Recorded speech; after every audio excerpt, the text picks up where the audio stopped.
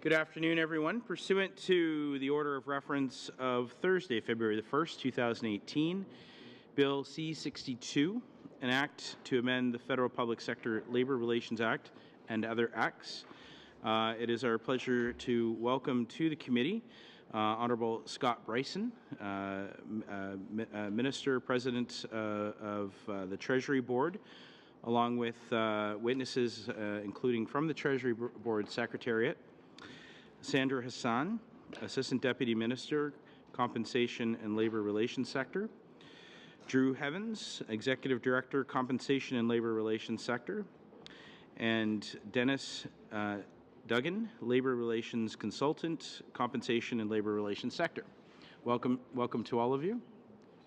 Mr. Blaney. Oui, Monsieur le Président, on souhaite bien sûr la bienvenue au ministre. We would like to wish a warm welcome to the Minister and his officials. I was wondering if he could provide us a copy of his speech in both official languages, please. Official languages, so that's why it was not distributed. Peut-être qu'à l'avenir, on pourrait inviter les ministres. Perhaps in the future we could ask the ministers to send us their documents. It allows us to follow in a more rigorous way and to follow closely their speech. On that, Mr. Brison, the next 10 minutes are all yours, sir. Merci, Monsieur le Président, et chers. Thank you, Mr. Chair and members. I am very pleased to be here, appearing before your committee. Today by Sandra Hassan, Drew Heavens, and Dennis Duggan from Treasury Board Secretariat. Our government is committed to restoring fair, balanced public sector labour laws that respect the collective bargaining process. Laws that recognize the important role that unions play in protecting the rights of workers and in helping grow the middle class. I'd like to talk to you today about how C-62 helps fulfill these commitments. Le projet de loi C-62 combine les... Bill C-62 combines previously introduced Bill C-5 and C-34. Bill C-5 was our government's previous legislation on sick leave in the public service, while Bill C-34 dealt with collective bargaining and essential services. As we have, simply incorporates the adjustments necessary to combine the two sets of proposals into one piece of legislation moving forward. Broadly, the objectives of both are shared and related. Combining the bills makes sense. Both are amending the same act, and both related to restoring the balance to the public sector labor relations regime. Let me begin with the changes to sick leave introduced as part of the Conservative Omnibus legislation, Budget Implementation Act 2015. Division 20 of the Economic Action Plan Act 2015, number 1, known at the time as Bill C-59, provided the Treasury Board with the authority to establish and modify terms and conditions of employment related to sick leave of employees, impose a short-term disability plan outside of collective bargaining, and modify the long-term disability programs in the core public administration. In short, the changes took the issue of sick leave off the negotiating table and gave the government the power to unilaterally impose a plan of its choosing. The bargaining agents for many of the public service unions rightly opposed this legislation, which was drafted without consultation with the public service. In fact, in June 2015, 12 of 15 federal unions joined together to file a legal challenge of these provisions, arguing against their constitutionality. Le projet de loi C-62 Bill C-62 would remove those unilateral powers and demonstrate our respect for the collective bargaining process. Our government believes that labor unions play an important role not only in protecting the rights of workers, but also in strengthening the middle class. to not exercise the powers and to repeal the legislation. I'd like to turn to the issues of essential services, collective bargaining, and dispute resolution. C-62 would repeal the most contentious changes made in 2013 to the Public Service Labor Relations Act. I'm referring to changes that would allow the employer to unilaterally designate essential services, remove bargaining agents' choice when it comes to the conflict resolution process, and impose new factors that arbitrators must consider when making a recommendation or an award. It's worth recalling that several unions have gone as far as to file charter challenges against the provisions passed in 2013.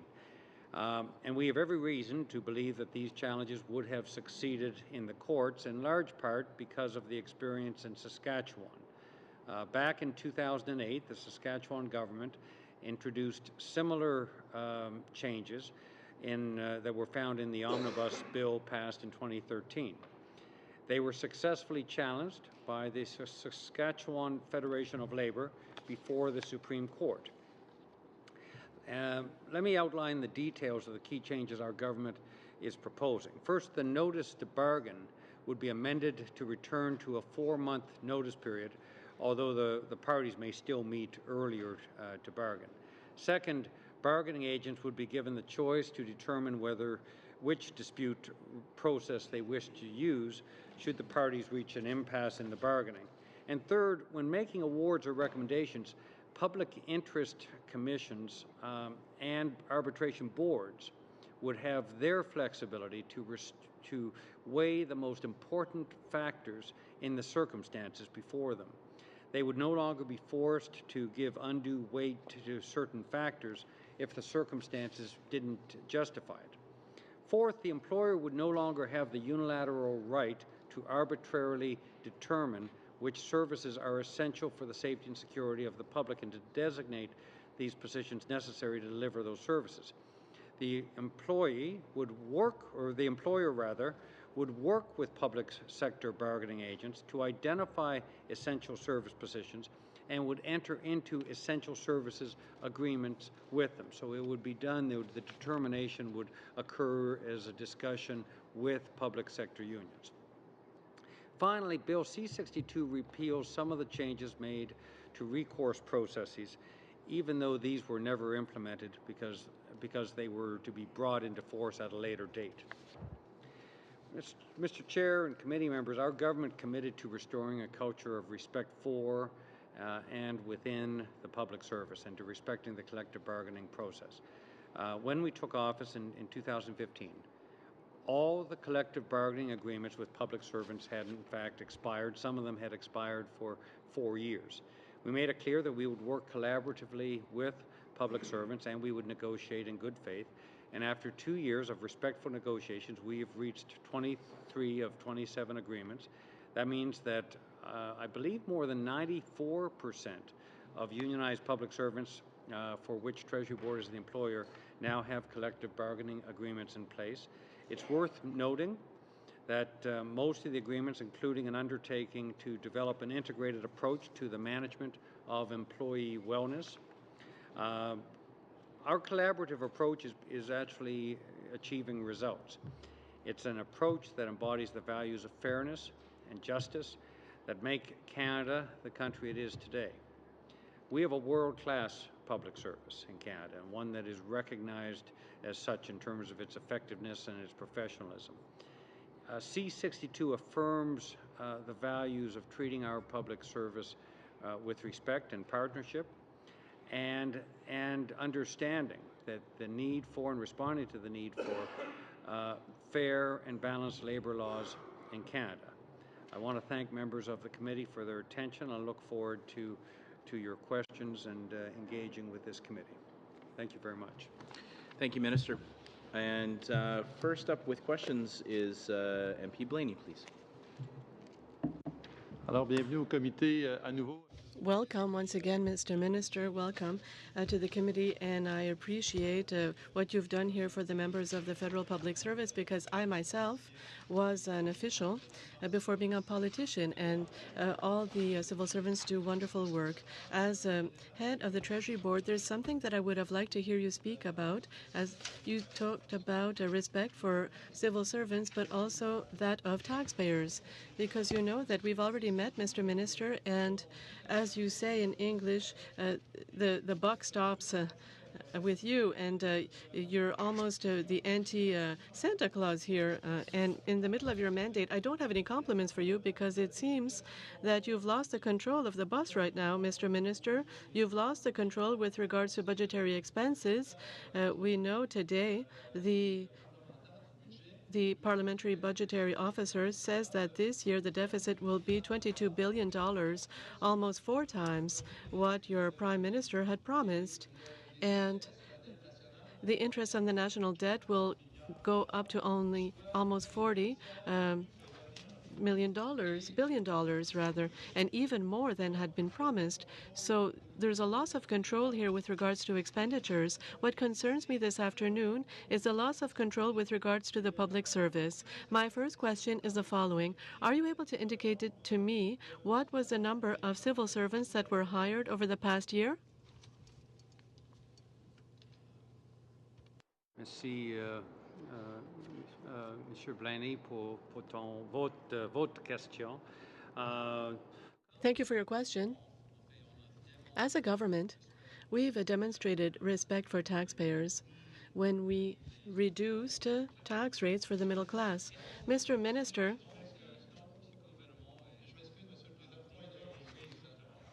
point of order. Mr. Chair, please allow me to finish. Well, I don't have a lot of time, Mr. Minister. I asked a question. You increased taxes for the middle class. I want to know how many civil servants were hired over the past year. It's important. That's an important question, Mr. Minister, because in 2015, in C-59, because the bill that was tabled undoes what the previous government did, and there were savings, anticipated savings, on $900 million. So my question is important, because here we're talking about savings of $900 million that will be lost, and you're hiring new civil servants. So are we going to be almost $1 billion of losses with these measures you're suggesting? My question is simple. How many new civil servants were hired over the past year? Once again, Mr. Blaney, you began your question with a question on our respect for taxpayers. So when I answered, I said, and I will repeat for you, that we have a lot of respect for the middle class, and that is why we have reduced their taxes. And at the same time, our government has delivered results with the best economic growth in all the G7 countries, the best economic growth in the past 10 years. So it's very relevant to your question. So allow me to answer now. And we will find the figures for you. We'll provide you with the exact figure. If you can't answer today, Mr. Minister, I would like this information to be sent to the committee. What is the increase of public servants over the past 2 years? If you don't have the data here today, I understand, but I'd like to have these figures, because we know that there were already savings that had been foreseen of $900 million. Because we increase the amount of civil servants, it won't be a savings. The loss will be even higher. When we talk about respecting the taxpayers, Mr. Minister, yes, it's true. We know that you increased taxes for the middle class. The Fraser Institute said it. But when you're negotiating, it's in this context where you're negotiating or bargaining with workers, you're there to represent the interests of those who are paying the salary of the civil servants. And it's in that sense. Of course, it's easy to say, yes, you're saying yes to almost every expenditure, but someone has to say, listen, we want to treat our public servants well, but we have to look at the ability to pay of taxpayers. And it's in that sense that this afternoon I have heard no comment from you saying that it's important to respect the ability to pay of taxpayers when bargaining is ongoing. Blaney, c'est possible de démontrer le respect pour les contribuables et It's possible to demonstrate respect for taxpayers and at the same time demonstrate respect for civil servants. This is exactly what we're doing and what we will continue to do. And for taxpayers and for citizens, we have delivered economic results. We have the best economic growth in all the G7 countries. And at the same time, we bargained in good faith and we've made investments in communities and for families throughout Canada. In doing this, well, it's true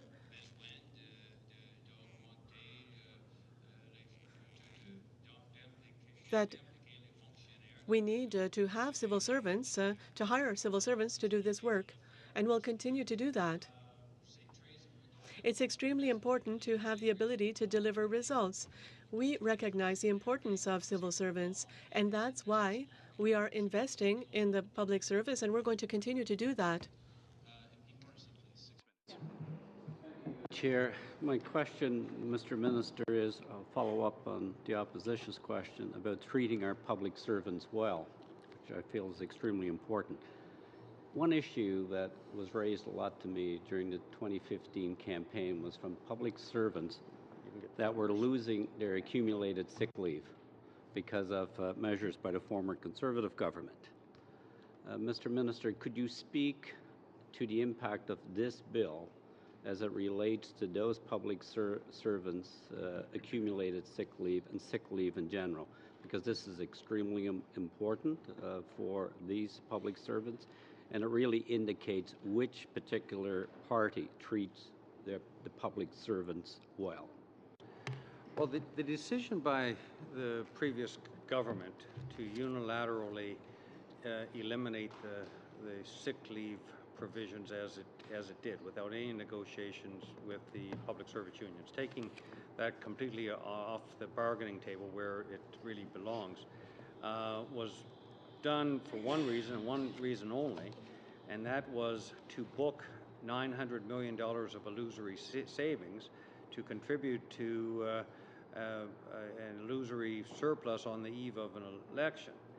It was irresponsible to do that because, of course, it was challenged subsequently. There was a court challenge. I don't think it's good practice to book savings in a budget when the matter is actually being challenged in the courts.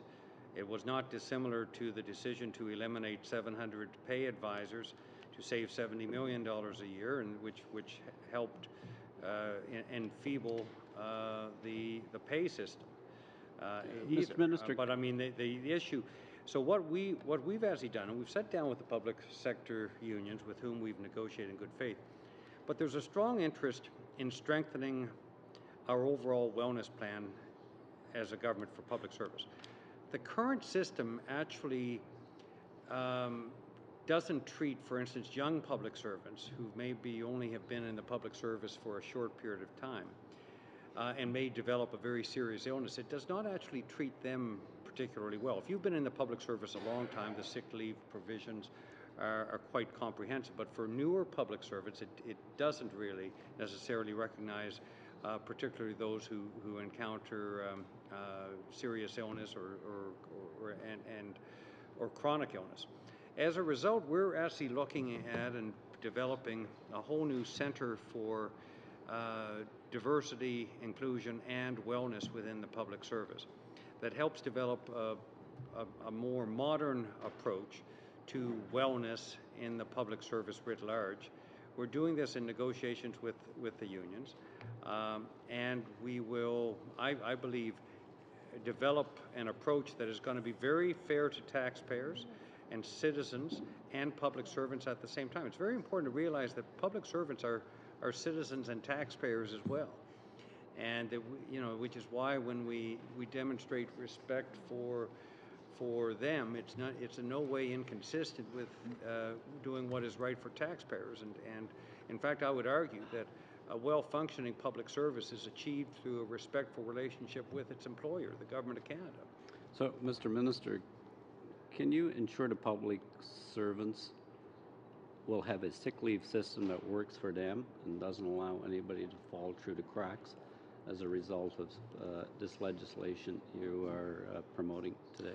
Well, Bobby, one of the things we want to accomplish and achieve is to modernize the sick leave system as it is right now. I actually believe that right now the current sick leave system does not necessarily do enough for somebody who has been in the public service for a shorter period of time. So if you take a young person who's been in the public service for just a few years, but may develop a very serious illness, it doesn't necessarily provide you with enough flexibility, and so I actually think there are ways we can modernize it to build what is a more efficient, user-centric, patient-centric approach. For instance, on mental health, which is something that's very important for our government and something that we've worked with the public sector unions with the Joint Council to do a very serious study on mental health within the workplace for the federal public service. It is one area I think we need to raise the bar in terms of how we're doing it. Sandra may want to add to that as well. Absolutely. As the minister indicated, the current sick leave regime can sometimes be disadvantageous for young, employees who have not been in the public service for a long time, but who do get either sick or have an accident, for example. So if you've been in the public service for quite some time, you can have a bank of sick days, which younger employees don't have, and it doesn't mean that they're not exposed to having accidents, concussions, or any type of serious illness that would put their economic and also physical security at risk. Thank you. MP Trudel for 6 minutes. Merci pour votre présentation. Thank you for your presentation. Welcome to the committee. I'd like to raise 2 points with regards to rights, to the rights of Canadians to refuse doing dangerous work, and I'd like to look at the definition of what constitutes a danger, and this has changed. Prior to 2013, it was more complete, it was detailed. I can actually read it if you would like. A danger is a situation or a risk, existing or eventual, that can cause harm to a person that is exposed or to make this person sick, have an impact on, even if the impact on the health are not immediate.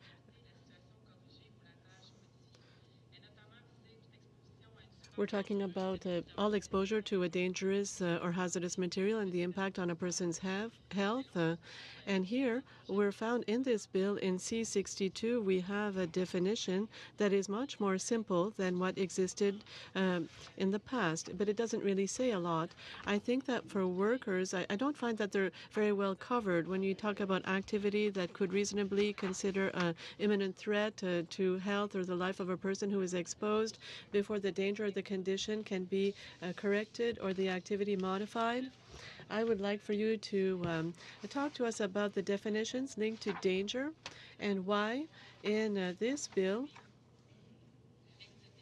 you went forth with this particular definition and not the one prior to 2013. Thank you for this question, and I really appreciate the question. I agree with what you're saying on the importance of worker safety. And I also recognize that my colleague, Minister Hajdu, is also working in order to reinforce protection of workers in the Labor Act.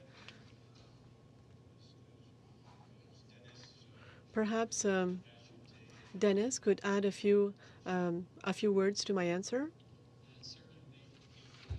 Correct. The original bill that made the changes to this particular act under discussion today, the FPSLRA, they were made all at the same time, but this particular bill does not deal with those particular changes and those amendments. They're part of the Canada Labour Code and the responsibility of the Minister of Labour.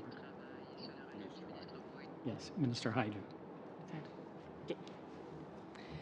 Donc, est-ce que c'est la même chose si on regarde le retrait des agents de sécurité du processus de refus? So when we talk about if somebody's refusing to perform this type of work, is that the same thing? It's just the same answer. It's from the... yes, it's the same for refusal to work. Yes. So what bill is that, so that I can better understand? It's not this bill, it's what bill is it?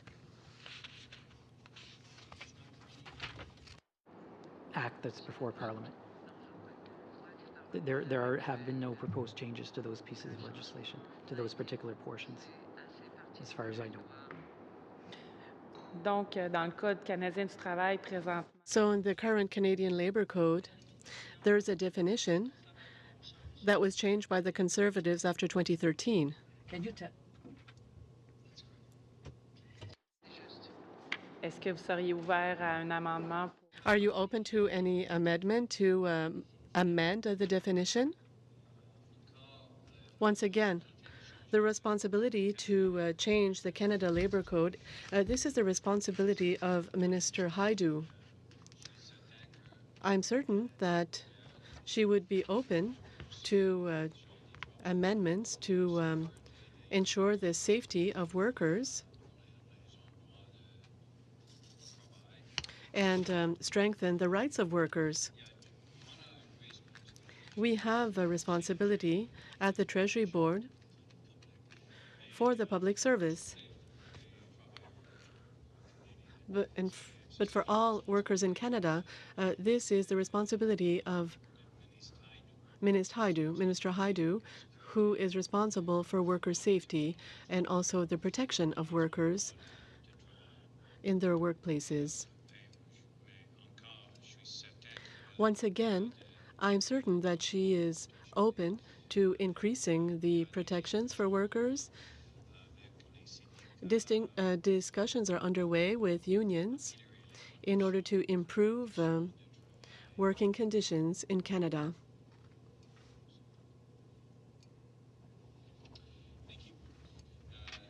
Long, please. 6 minutes. Thank you, Mr. Chair. It's certainly a pleasure to be back on the committee. And just let me start by saying, in my former life, I was president of the St. John Sea Dogs, a hockey club, and culture and creating culture is a lot more than words, it's action. And you need to back up those words. And it'd be like me saying, you know, I want to win the Memorial Cup, and we want to treat all our players very, very well. But then action after action after action is contrary to those statements. And one of the first meetings I had, actually, Mr. Chair and Mr. Minister, as an MP, was with our public service. And they came up to my office in Market Square and they talked to me about, first thing they talked to me about was Phoenix. And, you know, how obviously the previous government brought in Phoenix and the major concerns that they had with the Phoenix system that the previous government brought in. And when they came in, they were absolutely demoralized, these workers. So I asked them why they were so demoralized. And so, Chair, we're to be accurate and not deliberately misrepresent the committee members, and the previous government did not introduce Phoenix, and I would ask the member to be accurate. Phoenix was created and made ready, but it wasn't. I think this sounds this doesn't cut into my time either, does it? This is a point of order, but I understand your point, but I'm not sure this is a point of order. Thank you. So, Mr. Chair, Mr. Minister, these workers that came into my office really were demoralized. So I started asking them why they were so down and had no energy and no life. So I took some notes from that meeting. And just let me read to you some of the notes that I took. You heard about sick leave being taken away during Public Service Week, the week that is supposed to highlight public servants and the work they do for Canadians. Everything was cut. Nothing was analyzed to determine where would be good cuts. They just hacked away at the public service. Everything was top secret. They didn't care about people. Discipline was the first course of action instead of talking to someone first. And to me, Minister Bryson, it was very, very clear how a culture had evolved, was created to disrespect our public servants.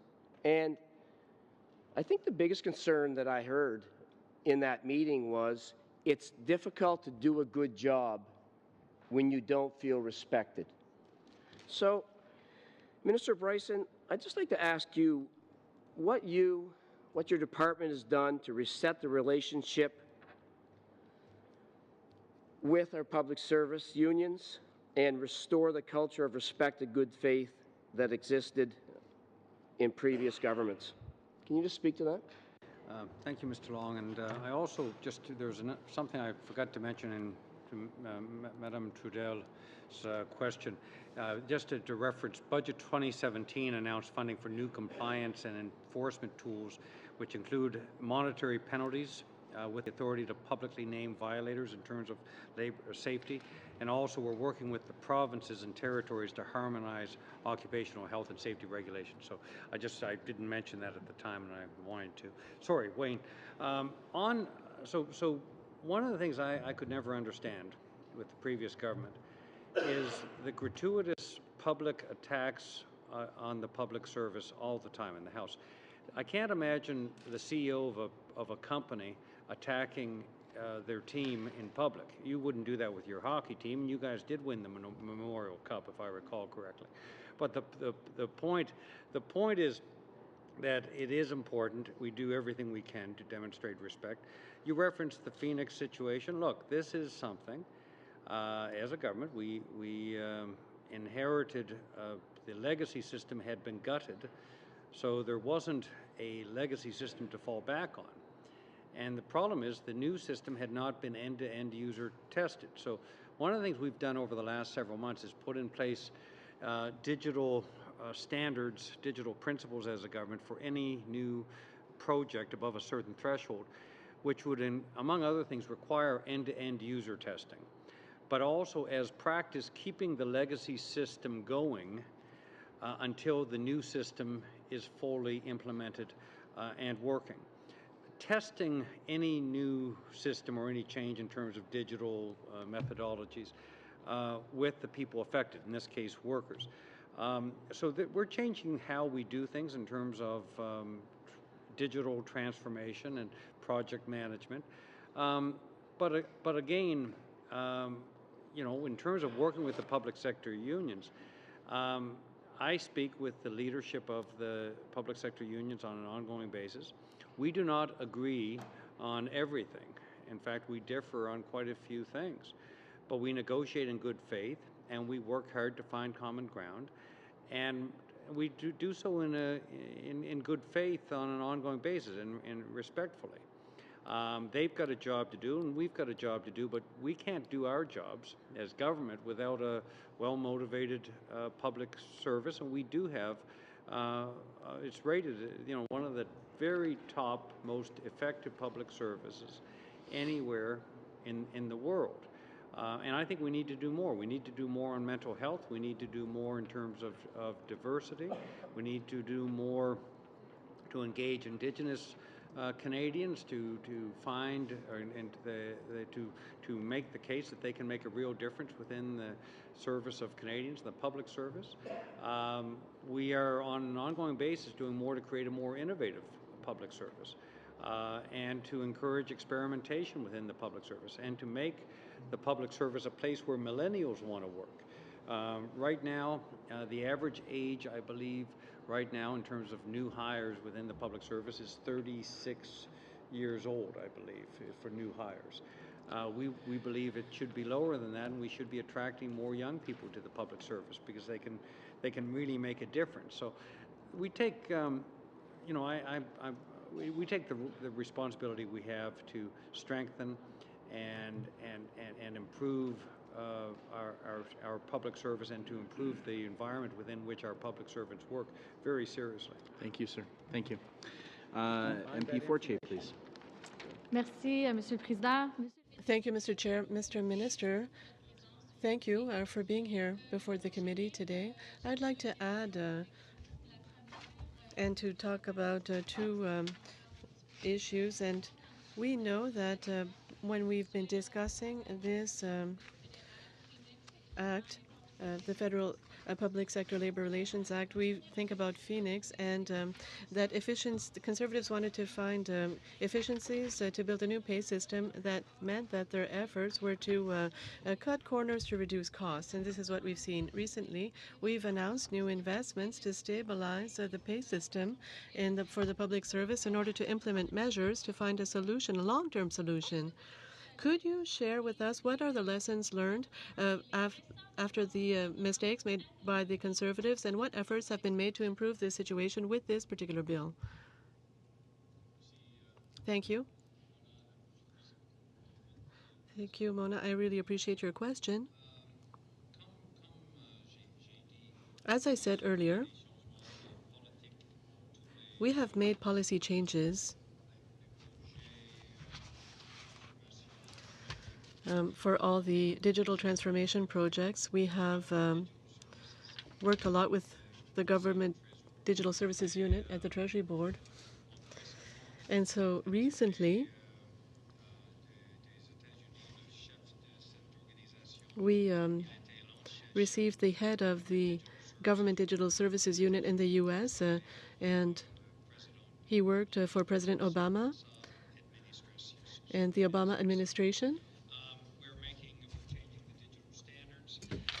In the kinds of digital standards that have been brought in by other governments in other jurisdictions, common sense standards like having end-to-end user testing, so that you actually know whether something works, maintaining the legacy system until the new system is working well. One of the standards that we're putting in place as a digital principle is actually testing.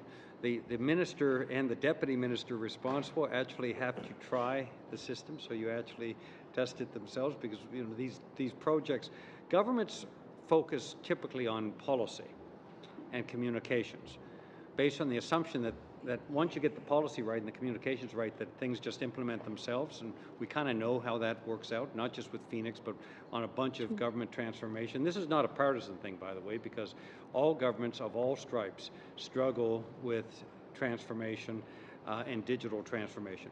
What we're doing is studying the models and experiences of other governments to put in place changes that will prevent a future Phoenix from happening again. Or if it fails, it would fail with a working prototype earlier on, because one of the lessons we've learned from other jurisdictions is actually breaking these massive projects into modules and trying and developing working prototypes in particular departments and agencies, testing them, and if they're successful, expanding them to other areas, and if they're not, pulling the plug on them and trying something else. But you actually have to be there. It's something that has emerged in the last 10 years is agile project management in digital, and it's a very different approach.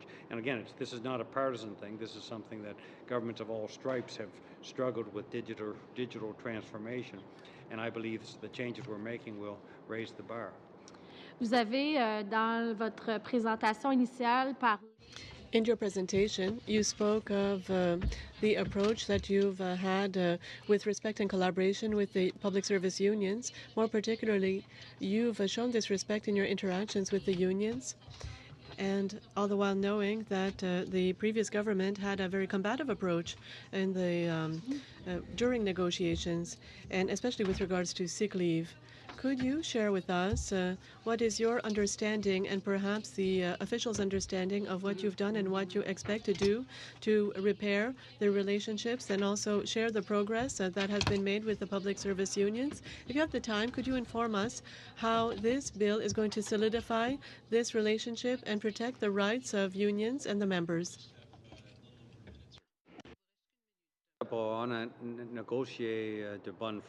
We negotiated in good faith with the unions that represent the public service, and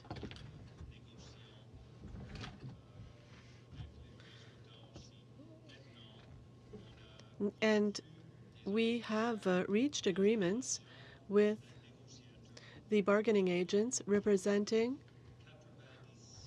over 97% of unionized workers in the public service. And we will continue to bargain in good faith with the public sector unions. The principles of respect, well, this is the very reason why we have this bill, because this bill is going to change, is going to reverse the changes made by the previous government that were not, in fact, respectful of workers, of civil servants. This bill reflects the principles of respect towards the public service, the same principles that inform our negotiation approach or our bargaining approach for public sector unions. And I think that we are on the right road. Thank you. Thank you, Chair. Thank you, Minister. It's good to see you here. I started in this Canadian Parliament in 2004, and you were here long before I was. I think it was 97. So you've been here 20 years, 21 years. And I believe you have a birthday coming up, so I want to congratulate you ahead of time on your, I think you're in May as I am. I was born a long time before you. You're not a senior yet, and a very young and very successful member of Parliament for the last 21 years. Whether you were a member of the Progressive Conservatives or in 2003, moving to the Liberal Party, you have been well respected. You've done an incredible job here, and you've represented your community well, and I congratulate you. Do you mind if I put that in my brochure? No, I'd just like to finish complimenting you. In 2004, when I came here, you were a member of the Paul Martin government, and I was fascinated by you being you were silky smooth, as you said. Let Gomery do his work. There was the Gomery Commission. There was the Liberal government was covered with corruption, and every day you were there at question period, let Gomery do his work, and I was quite impressed.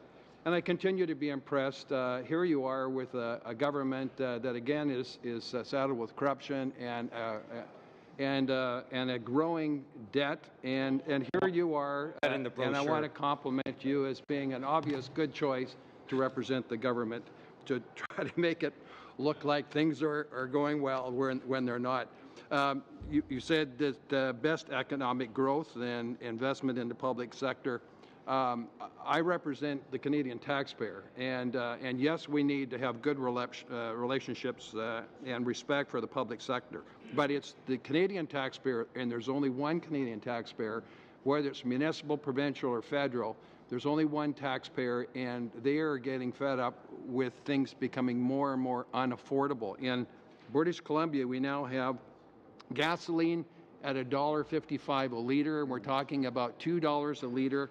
Things are not affordable under the government, and people are asking why. The Parliamentary Budget Officer has just reported that one of the reasons why things are becoming less and less affordable is the out-of-control spending.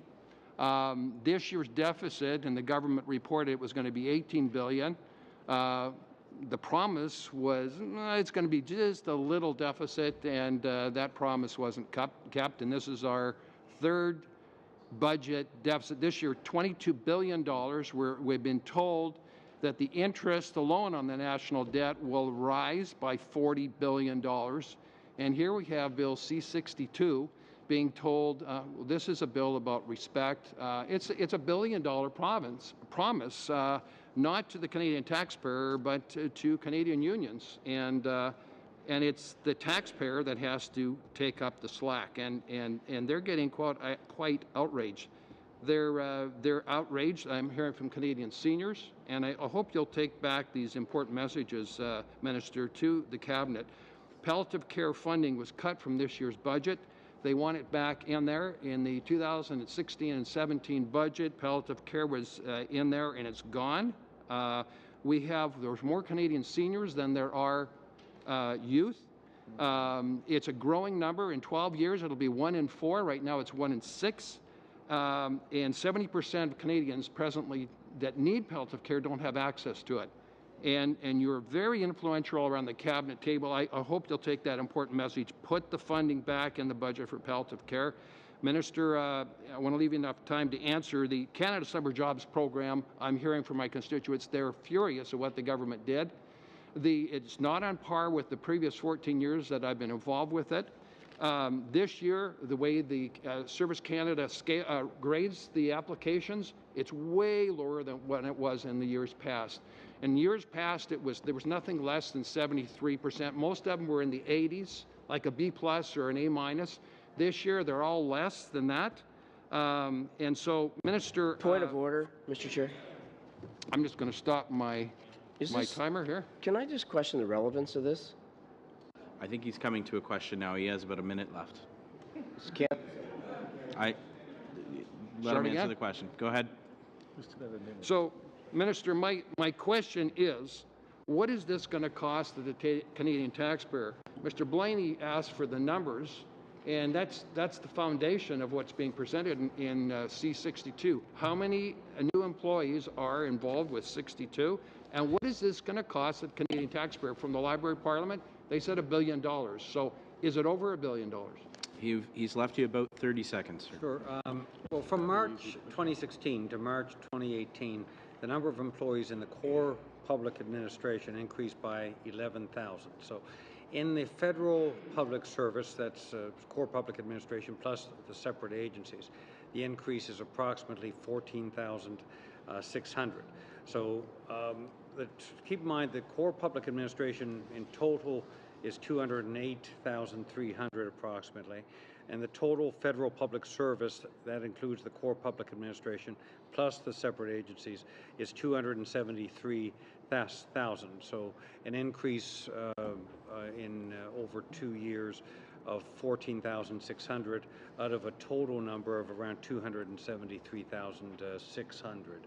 And in terms of, look, the issue in terms of investments in palliative care and broadly investments in seniors care and health care, our government is making unprecedented levels of investment in health care and working with the provinces, and we're doing that on an ongoing basis. My colleague, the Minister of Health, works with the provinces very closely, and previous Minister Philpott, when she was there, and along with the Finance Minister, negotiated with the provinces in terms of a health care accord that is responsible to taxpayers and to citizens who need high-quality health care.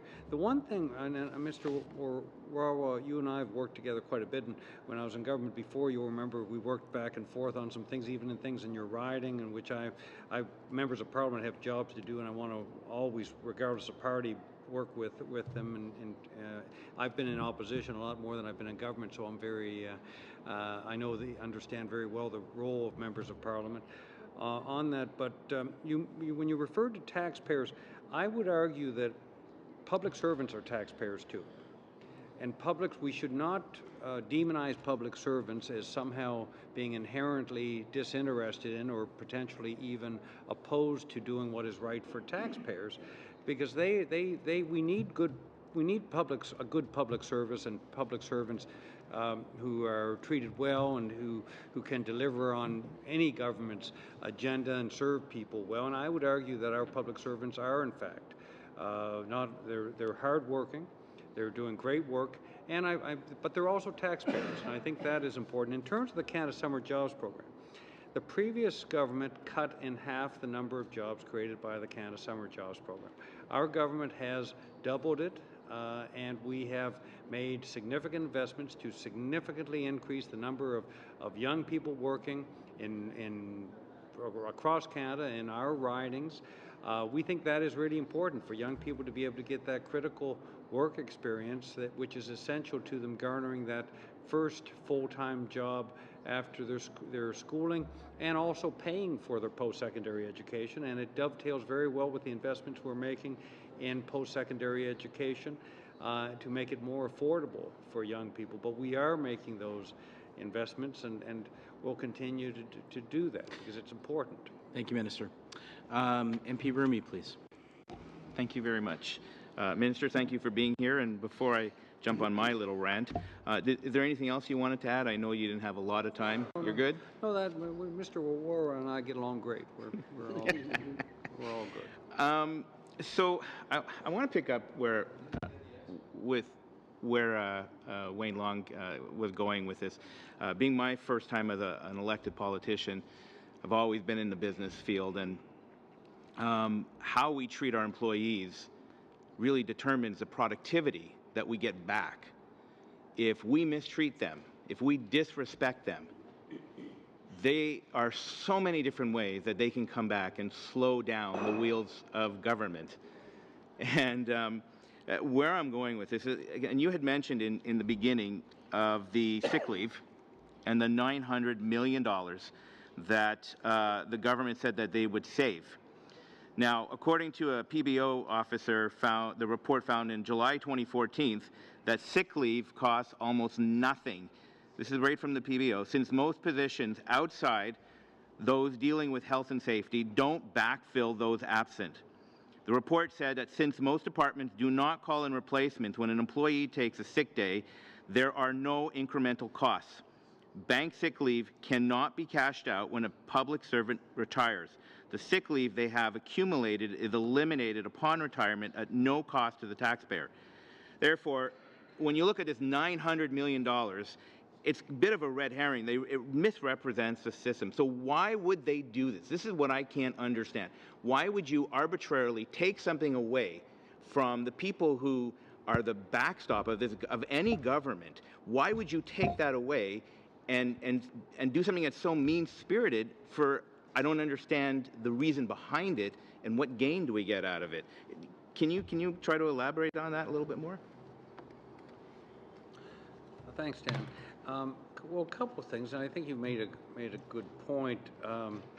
It's actually bad in terms of governance around financial governance and accounting to book savings when it's unclear where those savings will come from. It was done as part to, again, contribute to this notional or illusory surplus on the eve of an election.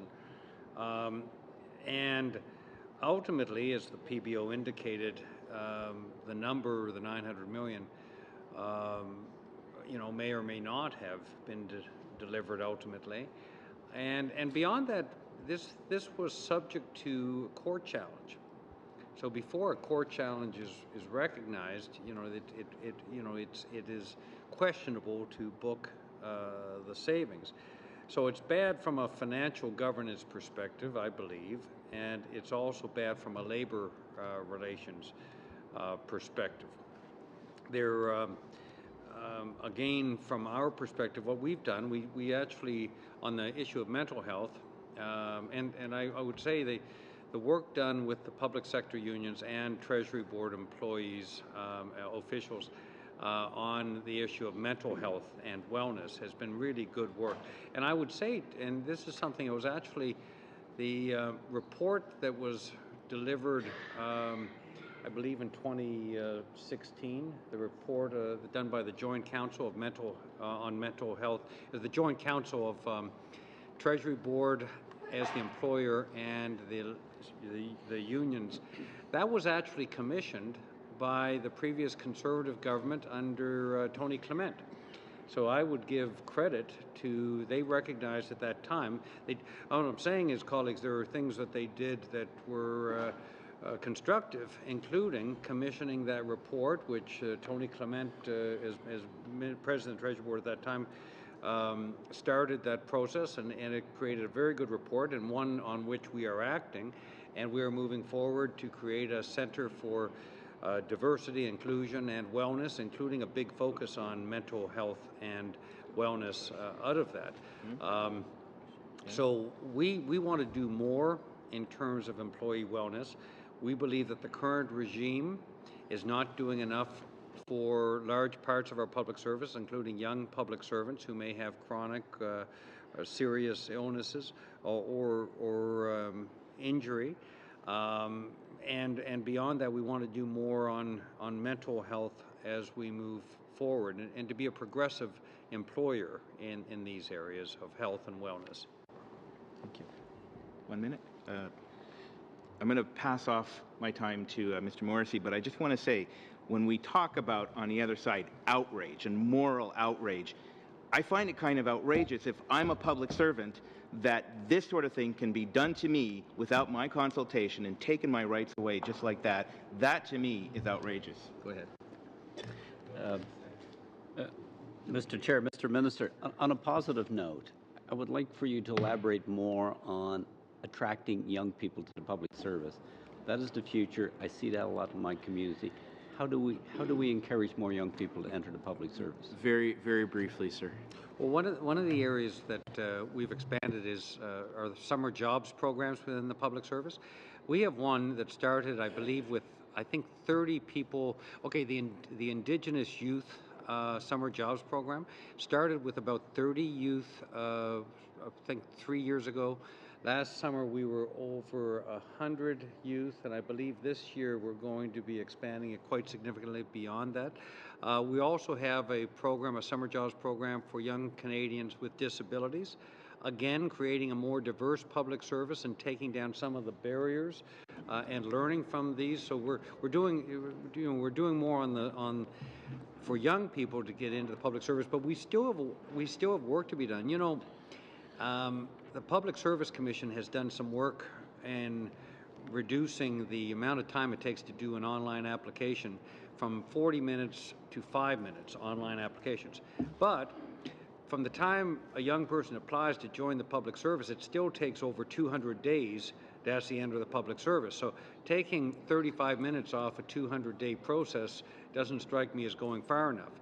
So we've got some work to do, and in terms of making it easier for young people to join the public service, but we're also hearing from young people that they may not want to come into the public service and spend 20 or 30 years. They may want to come in, for instance, and help us tackle some of the digital problems and issues and opportunities, take on a couple projects, then go back out. We have a fellow who joined us from Shopify, big Ottawa tech success story, Canadian tech story. Success story, joined us at CDS for a period, helped us take on some projects. Canadian Digital Services has gone back to Shopify, making it easier for people to come in and serve and make a difference, take on some projects, then go out and take their experience. We've got to do a lot more and improve that, and I recognize that's something we've got to have more flexibility and less hierarchy within government. Thank you, Minister. That's a longer conversation. MP Trudeau. MP Falk, for 5 minutes, please. Oh, hi, thank you. So I wanted to ask a couple questions regarding this sick leave program. So how do the existing public service sick leave and disability programs compare to what is in the private sector? It would depend on what private sector company in general you're speaking of. In general. Well, I believe that there are companies right now, some progressive companies, that may actually treat employees more fairly, particularly those who are newer, who have worked for a shorter period of time.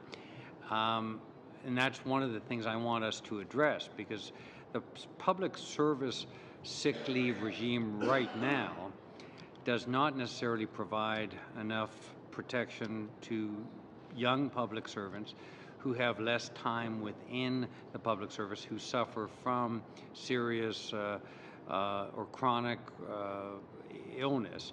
And so that there's areas, it's a difficult question to answer because you have to look, you asked me. Okay. In general, Okay. I think you can look. I've seen some comparators, and it depends on the company. Certainly larger companies For sure. I guess tend to I'm have thinking of, more like, you know, provisions in this than, for instance, a small business and that kind of thing. So it's difficult. You understand, I'm not being for sure. evasive. Okay, that's okay.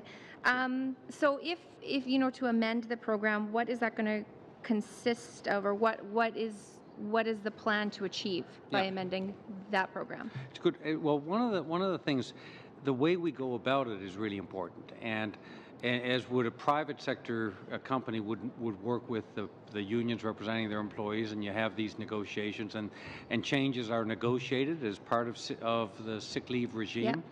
But what modern workplaces elsewhere have done is they've moved from sort of the notion of a sick leave regime to a wellness regime. And that is where I want to see us take this from treating people when they're sick to actually creating an environment within which we help them stay well in the first place. And I'll give you an example. Right now, in terms of mental health, it is difficult for managers within the public service to necessarily be experts in all areas of mental health. So there is an argument, and one of the things we want to do is there is some expertise within the Department of Health, the federal in Health Canada now on that. But as we build our Centre for Diversity, Inclusion and Wellness, we want to strengthen the understanding within government as an employer of mental health issues, so we can actually help people deal with mental health issues, and to actually stay healthy, as opposed to just dealing with people when they actually are debilitated by these things. So a focus increasingly to wellness and not just on sickness. So has the Treasury Board conducted any consultations? We've actually worked quite extensively with the public sector unions and through the Joint Council. We're also looking at other progressive workplaces. So just the There's unions? a report on the mental health side. I would really commend to you the report that was done it was tabled in 2016, I believe. And I may ask, if Sandra has something to add to this too, because she's been part of the front lines in terms of those discussions, if that's fine. So in that regard, we have, in the context of the collective agreement negotiations, we've signed agreements with all of the bargaining agents, and there are committees that have been created to look into the issue of a potentially new regime. And when you're asking about consultation, that is the forum where we have discussions with those representatives and are listening to their concerns and to their preoccupations in So developing. what's that going to cost to implement? About 30 seconds, What's please. that going to cost? Like, I'm thinking of, I think in my riding, right? Like, we don't have a lot of public servants in my riding, right? So how is this going to affect the people of my riding, and how much more are they ultimately going to pay The to cost implement will this? depend on the nature and scope of the regime that is eventually that the parties eventually negotiate and come down to. So it's impossible at this present time to give you the cost. It will really depend on the outcome of the negotiations. Thank you. The broader context, we negotiate with the public service unions. This is not new. It's always been at the bargaining table that we have those discussions. I can tell you that we will negotiate something that is fair and responsible fiscally, as well as something that is modern and progressive for public servants. We will balance those two, and we will get it right. Thank you very much. And for the final 3 minutes of this round, MP Trudel. Alors, je vais vous poser des... I'm going to ask questions on Bill C-62 now. I thought that was why I was here today. So I'm going to continue on sick leave. When you bargain, I'd like to hear you say a little bit more on this. I know that right now there are a certain number of days that are determined in a collective agreement. Does Bill C-62, I didn't see the figures, and maybe this is why I'm asking the question, will there be a determined number of sick leave days? Or will it be up to the bargaining agents to negotiate? I'd like to ask Sandra to answer very specifically. So Bill C-62 at the current time is repealing this new regime that was going to be imposed with regards to sick leave. So in C-62, the only thing that we have here is the repealing of what had been done, these legislative measures that had been adopted in the past. Now, as to C, is there going to be a determined number of sick leave days, and what will be the attributes of this new regime? All of this is subject to negotiation. So as of now, nothing has been pre-established, and so this is really part of the discussions that we're having with the bargaining agents. For them, it's extremely important that there be discussion on absolutely all the aspects of this. So now the door is open for sick leave. If they're already there in the collective agreements, nothing has changed. What was found in the legislation was the ability to remove the banks of sick leave, and by repealing this, the banks, the sick leave time that is banked remains. Now, what will happen with the banks in the eventuality that a new regime might be put into place? Once again, as I was saying, this is part of the discussions that will be held with the bargaining agents. Thank you. And that concludes the first 2 rounds today, and I understand that Mr. Bryson, we're losing you at this point. I want to thank you for being here today and answering these questions, and we look forward to continuing to study this legislation. We are going to continue with questions with the officials, and then just a reminder, we have some committee business at the very end, probably about 5-10 minutes worth of committee business that we'll have to. If I could yes, just Mr. Bryson. wrap up, I just want to thank the committee for its work on this. I'd add, Mr. Rohrer made some comments about how long I've been hanging out here. It's been about 21 years in June. Most of that has been, in fact, I believe about 16 years of that was spent in opposition. I have great respect for the work that committee members of all parties make to legislation and to the debate. Committees are really important, and it's a pleasure to be here. In fact, I said 21 years. A number of those have been served alongside of Roger Kusner, so they've been particularly tough. And but you've got a really good committee here.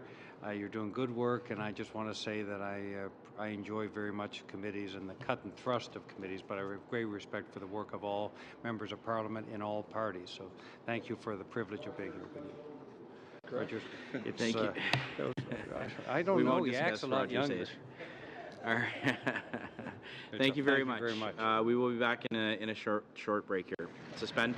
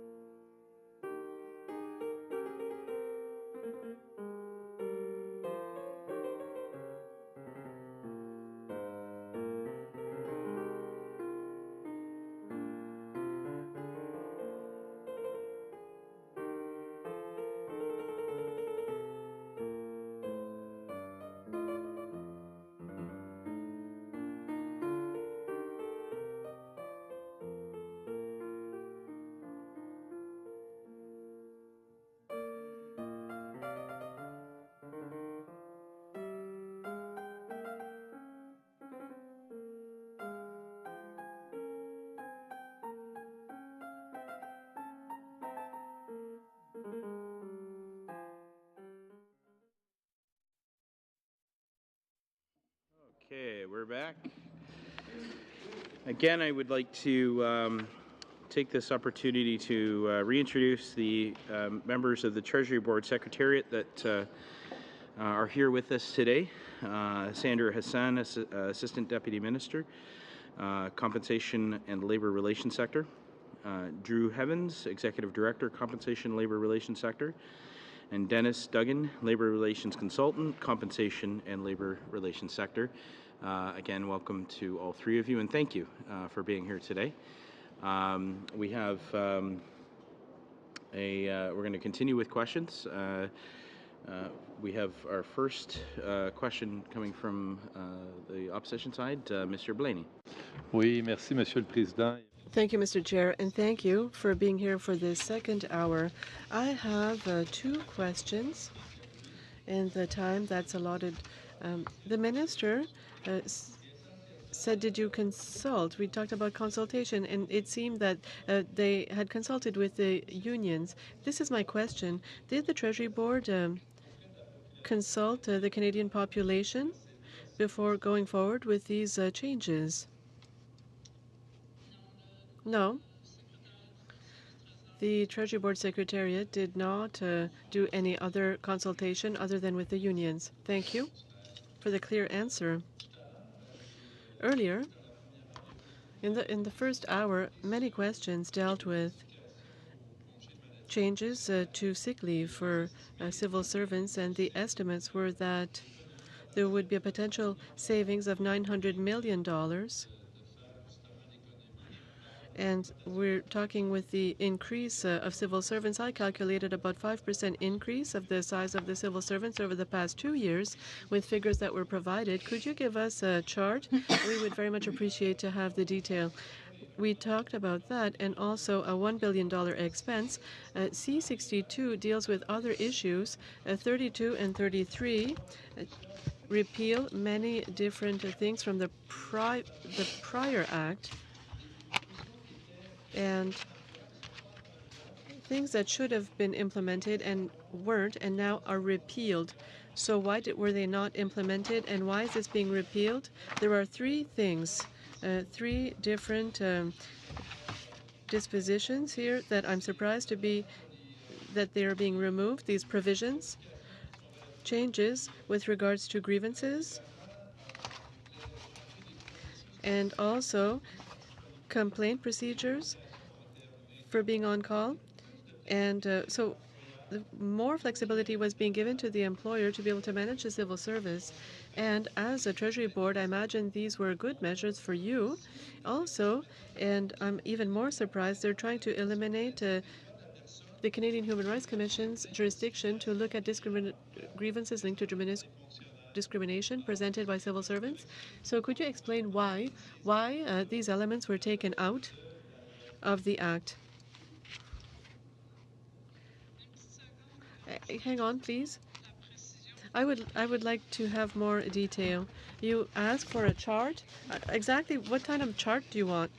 Figures on the growth of the public service. There's a federal public service, there are crown corporations, and we talked about 273,600 people. And are these all the federal employees? These were employees in agencies as well as the public service. Okay, so I know that a lot of these figures are available in annual reports, but could you provide them to us? Because these are more recent figures? Yes. So my question now, why the changes to the grievance process, and why have you removed the role of the Human Rights Commission? Yes, I'm going to answer. None of them were actually brought into force after Bill C-4 came into force. They were to come into force through order in council, which never actually happened. The package of reforms that were in that section to do with employee recourse made some changes that were meant to streamline some of the recourse processes. But some of them, for example, the one about taking away the right of employees to file human rights complaints in lieu of a grievance, some saw that one as taking away some fundamental human rights from employees because the Human Rights Act has different provisions than the Labor Relations Act. So I can't say for certain why those were put into place before, but again, like the rest of the legislation, it's all been repealed through C-62. OK. Peut-être juste, il y en a une, entre autres, le processus de plainte. When you talk about the grievance procedure for being available, being on call, so it was never actually implemented and now it's being removed?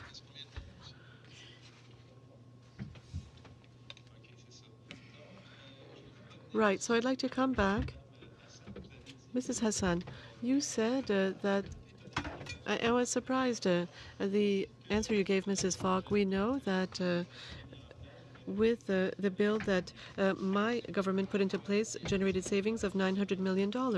This government will repeal this. So can't you deduct that if you're undoing what has been done, you're also undoing these savings?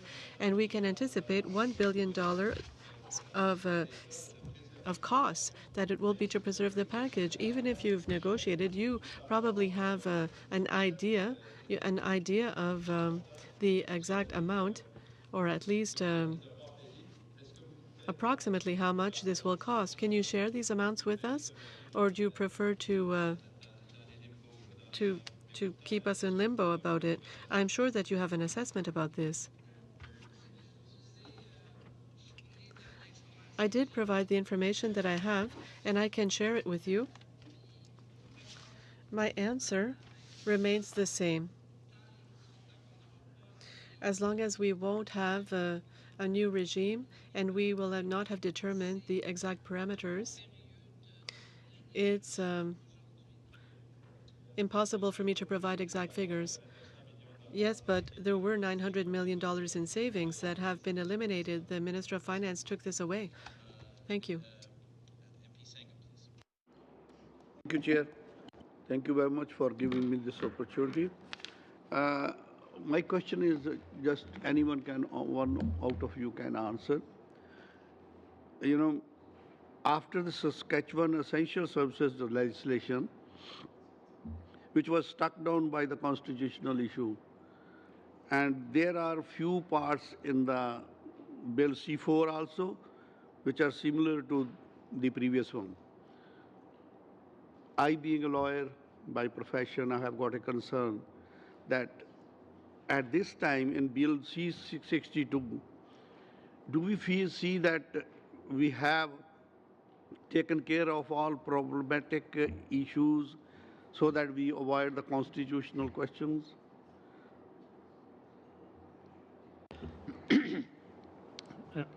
Pardon me.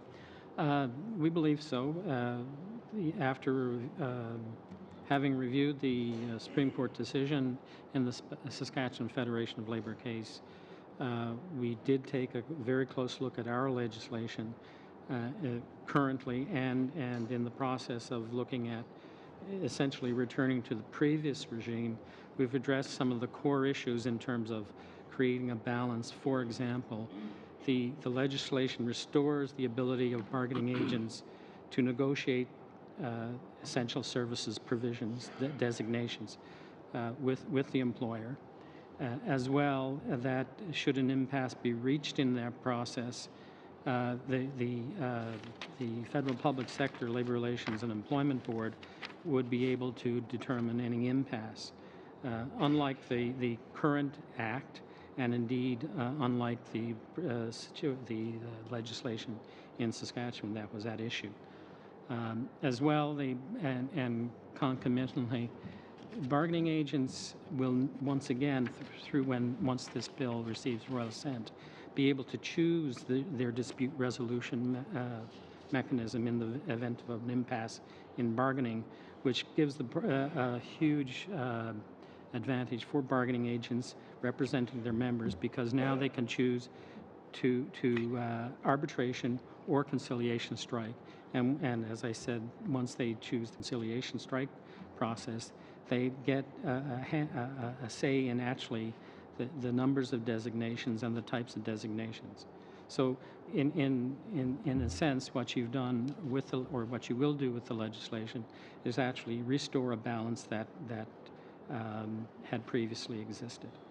And having looked at it in light of the Saskatchewan legislation, we're confident that it's constitutionally compliant. Actually, earlier this right to strike was taken away with the legislation. Do you think that that type of right do exist in the new legislation? The right to strike certainly does. What the essential services provisions do is allow those areas, and certainly even the Supreme Court contemplates this, that the interest of the safety and the security of the public can be protected in this way, but it's the balance that you need to strike with it, which gives the bargaining agents, a sense, since they're the parties or who are interested in a strike, if that's the process they choose, they get to determine or assist in the determination of the numbers of employees who would be designated as essential. It's not a unilateral choice anymore. Thank you very much. I have no question. Okay. MP Trudeau, please. J'aimerais ça savoir avec. So when we looked at these provisions of C4, some of them were repealed, but not all. So were there some collective agreements that were signed during this time? Yes. Since November 2016, we have signed 23 collective agreements. So 23 out of 27. So yes, there were intense bargaining. There was intense bargaining over the past 2 years. So with the modifications of C62, have they lost more? Have they had unfavorable bargaining, given that now we're talking about C62? Or were you were bargaining obviously with former laws, the laws that were in place prior? The minister indicated to the bargaining agents that he could be flexible, and this was communicated in writing at the beginning of the current government's mandate. Some had the opportunity to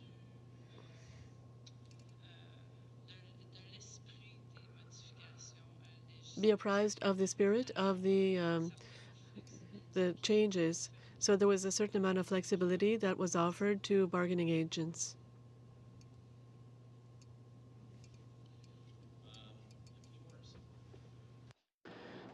Thank you, Chair. I would like to go back to Ms.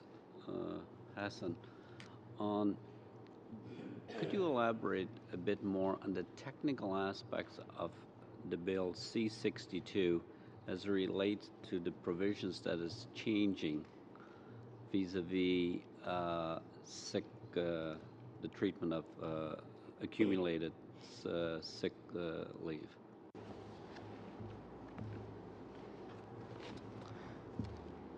Yes. So the bill proposes to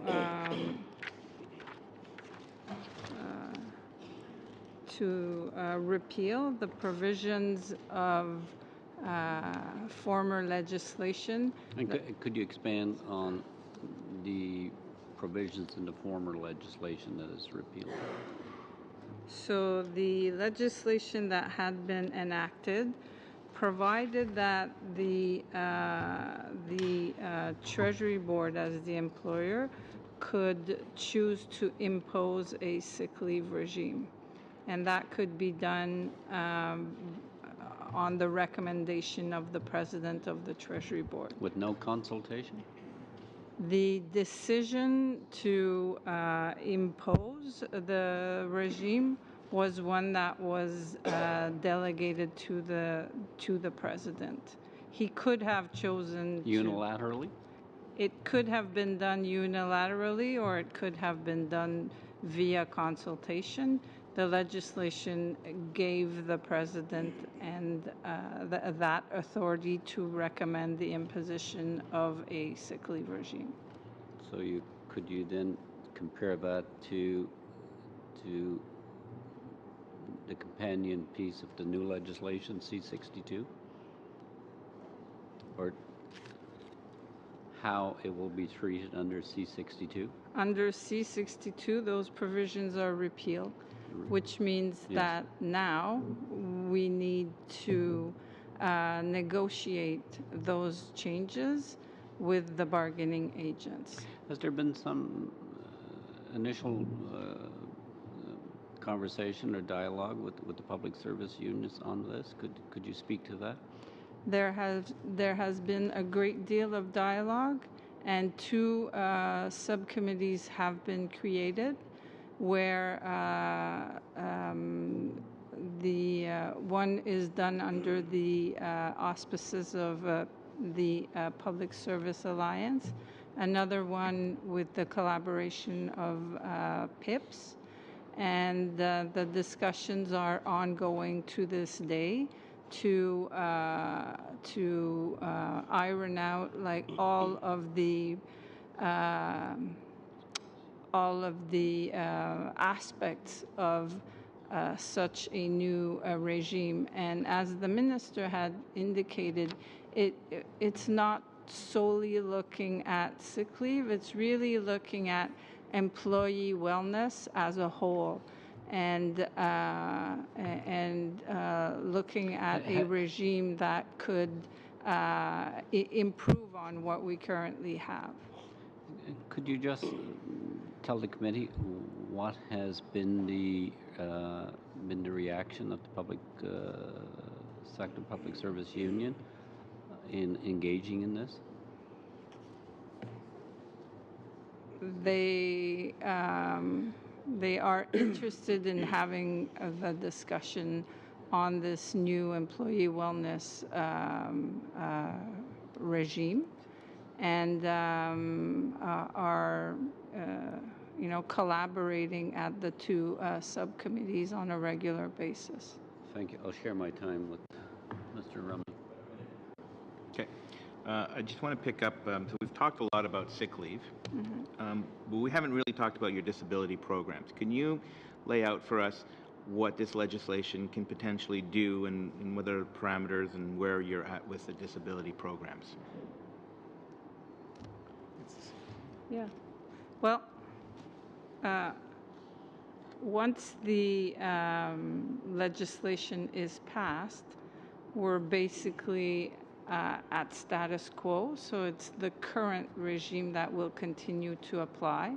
And under that regime, those employees who become sick can use their sick days if they have some, and if the sickness or absence from work is for a longer period of time, then the disability regime can kick in after 13 weeks. So is that up for negotiation, or is that up to be changed in this legislation? If C-62 passes, it would all be subject to negotiation. Was it subject to negotiation prior to C-62? C-62 has provided that the president could recommend that a new regime be imposed. So that was significantly different. The president had the authority to recommend that a new regime be imposed instead of being negotiated. Thank you. We do have another Liberal question now, but I'm getting indication that we're not wanting the question. Does anybody want to take some of the time? Mr. Rumi, do you want to continue the question, or? Yeah, I don't mind. I'm still a little uncertain of. So, in the current regime, there's an established time frame, 13 weeks for short-term disability, long-term disability, that sort of thing. So, what And who establishes that? Is that through negotiation, or is that through the president of the Treasury Board?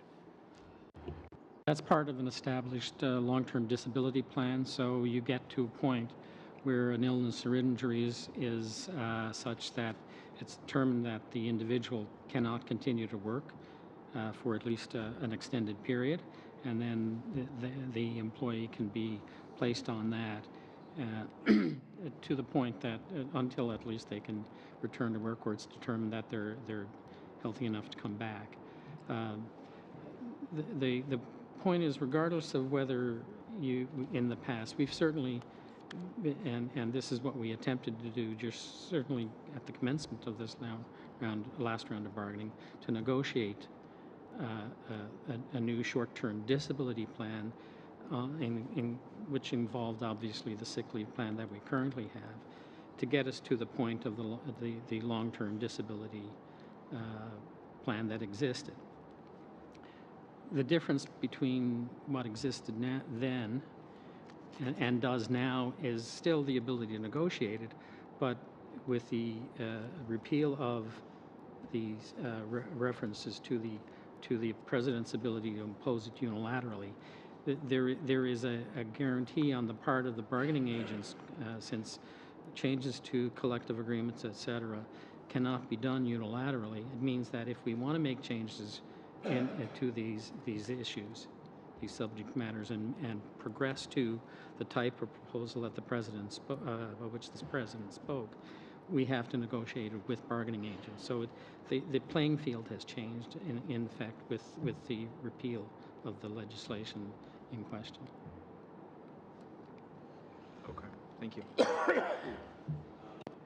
Warawa, please. Thank you. So,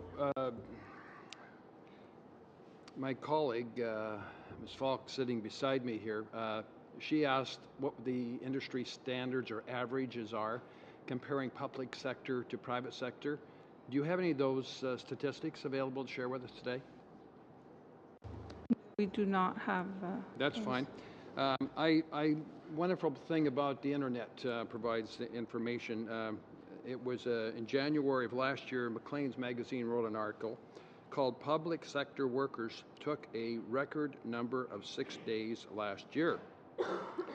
I expect the disparity between public and private sick leave to keep growing. Is a health crisis ravaging Canada's public sector workers? Question mark.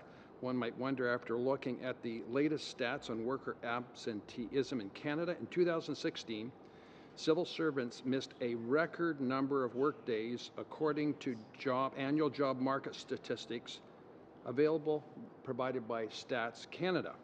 All told, the average public sector worker missed 13.5 days of work last year, the most ever. That was 2016.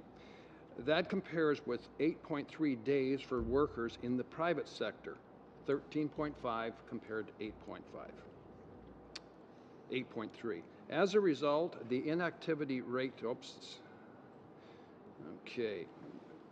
the gap between public and private sector absenteeism has been widening for years. Last year, that disparity hit an all-time high as the government workers took 5.2 more sick days than those in the private sector. One of the shocking,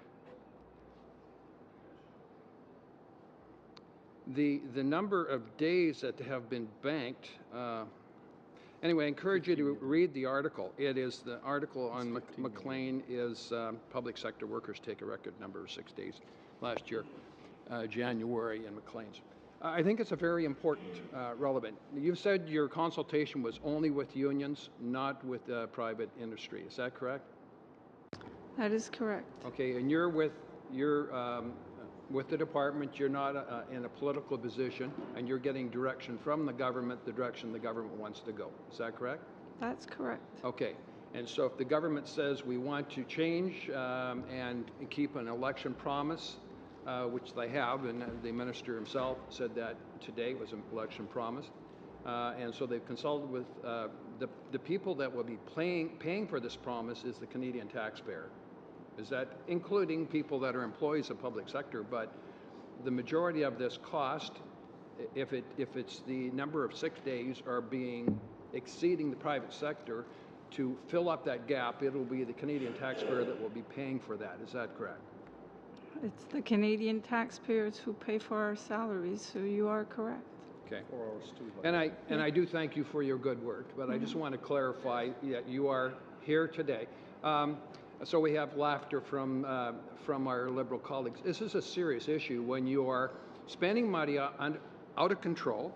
The mandate that the minister received was work with the Minister of Finance and your colleagues to conduct a review of tax expenditures and other spending to reduce poorly targeted and ineffective measures, wasteful spending, and the government initiatives that are ineffective or have outlived their purpose.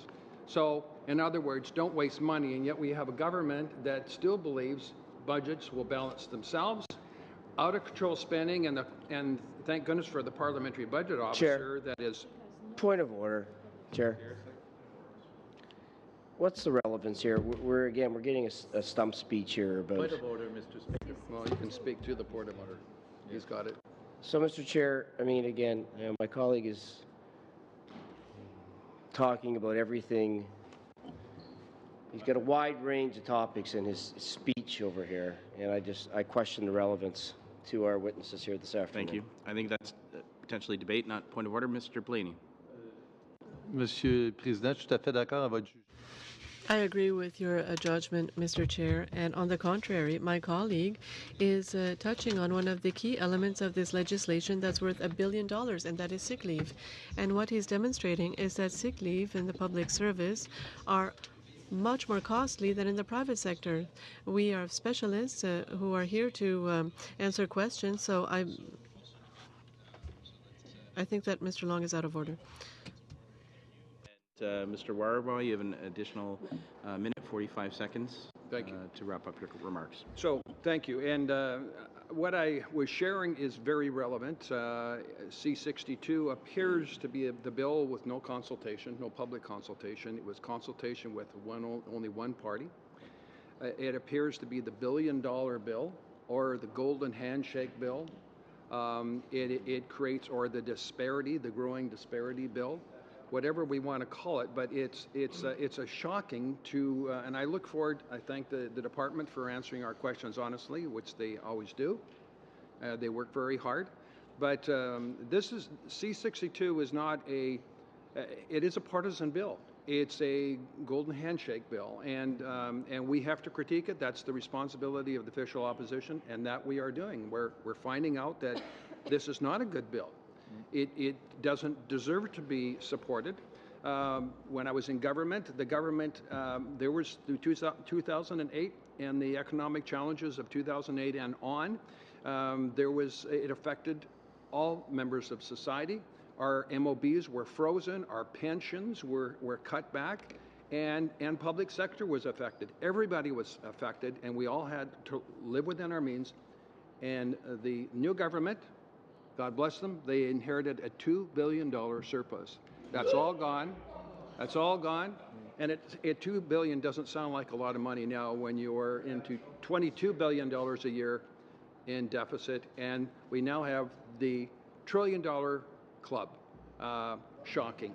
Thank you, Mr. Thank you. MP Fortier. Merci beaucoup. Je voudrais juste savoir, peut-être... Because we're talking about the public service here and the state of the public service today, what happens when employees in the public service are fired or laid off? Do they lose everything? What happens? Could you give us an idea of how many members of the public service have seen their jobs cut during the prior government, and how many new public servants are now part of our system? Je suis désolée, je n'ai... I'm sorry, I don't have the figures on the amount of public servants who were cut, but we can follow up and obtain these figures for you and provide them to the committee at the same time as we will also provide figures on the increase of public servants. So we will provide both figures at the same time. Could you explain to us the relationship between unions over the past 2 years, the public service unions? What has been the collaboration between the employer and the unions? Could you explain this process? Over the past 2 years, many steps have been taken in order to start up discussions with the unions because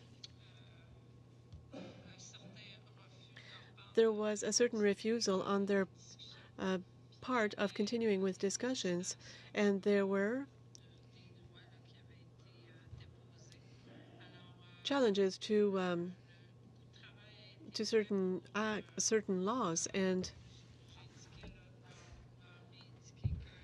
so we indicated to them that the government was suggesting to repeal the provisions that had been adopted, and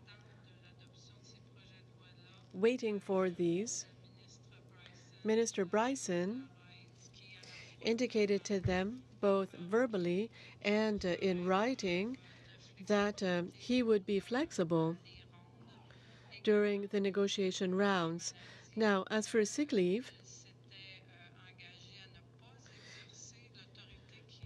he committed himself not to exercise the authority that was found in the Act